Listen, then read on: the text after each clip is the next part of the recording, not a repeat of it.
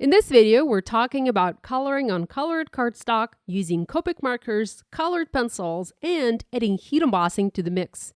This is Yana Smakula. Welcome back to my channel. This card started on a sheet of light pink cardstock. Can you imagine? I used Hero Arts Peony color as my base and layered all other colors on top using embossing powder, Copic markers, and Polychromos colored pencils. First, I heat embossed the background. This is Simon Says stamp, Daffodil Field Cling background stamp, and I embossed it in detail white embossing powder on that peony cardstock. You can try this technique with other stamps and on other colors of cardstock, and I have shared this in the past using different background stamps and other cardstock colors. I trimmed the background to a more manageable size to 4 1/4 by 5.5 inches, and this will make the front of my A2 card. I also have a scrap piece and I will use it to test my colors. I'm going for pink daffodils, green leaves, and light blue, almost blue-gray background. You might be thinking, this is not going to work on this paper, but I promise you, it will. Now, whatever color you want your flowers to be, use that color of paper for the background. I want the daffodils to be pink, so I'm starting with pink. If you want the daffodils to be yellow, start with yellow. First, I'm flicking the RV10 marker onto the base of the petals to add shading. When you first add marker onto colored cardstock, it looks darker because it makes the paper wet. To see the true color of the marker, you need to wait for a few seconds to let the liquid evaporate and let the paper dry. That's when you'll see the true marker color on that particular color of paper. So it is useful to have a scrap piece of paper of the same color to test your colors before you can use them on your background. Next, I want the tips of the petals to be a lighter pink, and I can achieve that by applying a white color pencil. This is Polychromos by Faber-Castell. It is not going to make my paper white like the embossing powder does, but it will lighten that pink color a little bit, and you'll be able to see the difference more on the finished card. You can probably barely tell that I'm applying the white color onto the paper. Next, I have 2 pink pencils, and I'm using these to add detail to my petals. The darker pink is a light purple pink, and the lighter pink is Pink Madder Lake. And again, these are Polychromos by Faber-Castell. I'm applying color by flicking it onto the paper starting from the base of the petal, as this is where I want the color to be darker, and I fade it into the center of the petals.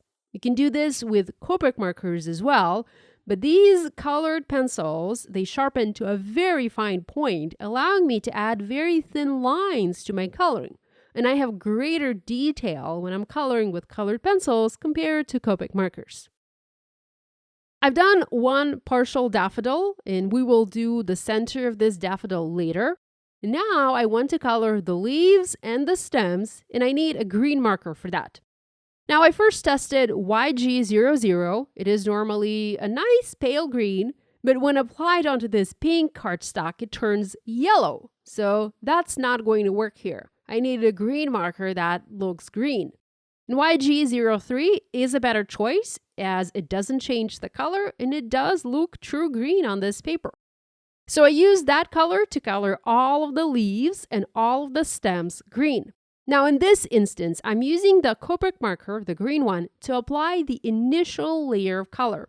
I'm not using Copics here to blend and to shade. I will use my colored pencils for that instead. So the colored pencils will add detail to the leaves and stems. Copics are just being used to apply the base layer of color, as Copic markers make it a lot easier to cover a large area quickly. I then use several green pencils to add detail. I used earth green yellowish, permanent green olive, and chromium green opaque. And this works with other pencils and other colors as well. Next, I want to do the background. This will help me differentiate the flowers, and it will start to put this background together, so to speak. I want the background to be blue, so I start with a B000 marker. When I first apply it, it looks very gray, almost muddy gray. But remember, the paper is wet. Give it time to dry, and then you'll be able to see the true color. I used a B00, a slightly darker marker on my test piece, but here I wanted a lighter background.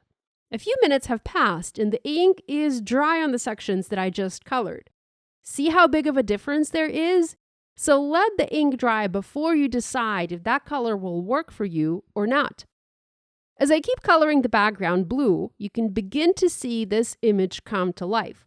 The daffodils begin to stand out, and it is no longer one lifeless blob. All that's left to do now is color the daffodils. I used the RV10 marker and added a light shading onto each petal and each flower. And you can see how that compares to the one daffodil that's almost done. I also used the RV02 marker to add a bit more pink, but only onto the flower centers. Next, I kept using my colored pencils in light and dark pink and the white color pencil to color the rest of the daffodils. Now, I know not everyone is comfortable using Copic markers and even colored pencils next to the heat embossing. There is a workaround that if you're not comfortable coloring the way I color, you can first stamp the image in alcohol marker-friendly ink, you can color it, and then you heat emboss the same image over the one that you just colored, so there's no coloring next to the heat embossing. So you basically reverse your steps and add the heat embossing as the last step. You will need a stamping tool such as Misty for that.